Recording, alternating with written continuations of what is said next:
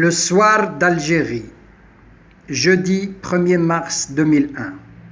Borj Bararich, une fête antique. À Borj Bararich, le retour de la cigogne annonce le printemps. Cet échassier migrateur hiverne au sud du Sahara. La cigogne quitte Borj au mois de septembre et revient en février.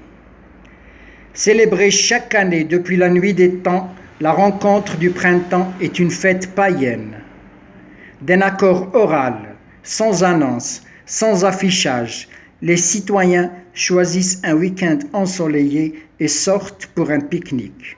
Même les femmes au foyer font partie de la balade.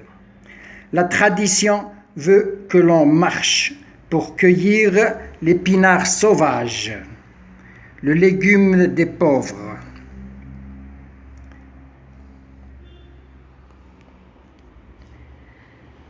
Vendredi dernier, la ville a vécu la ruée vers le printemps, à pied, à vélo, à moto, en voiture.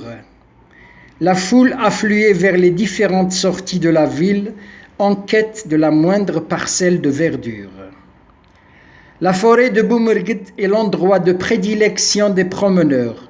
Le pin d'Alep, planté il y a une quarantaine d'années, dégage une odeur agréable et offre un décor écologique. On trouve dans le menu de la fête la galette, les œufs durs, les oranges, les dattes et quelques confiseries pour les kids. Cependant, l'ambarja, une espèce de makrout grand format, demeure le gâteau clé de la fête. Muni d'un panier en doum, LT, une vieille femme âgée de 75 ans, ironise sur le conflit de génération.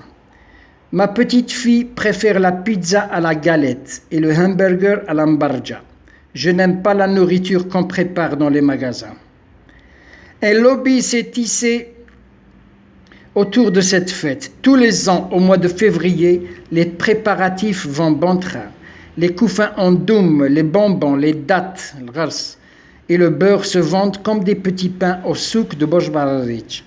Si le printemps fait chanter les chardonnerets à Borj Bararich, sa rencontre est une des rares bouffées d'oxygène pour les femmes au foyer. 3 ou 4 heures de balade leur font oublier les corvées ménagères. Abdelhalim Traïkia.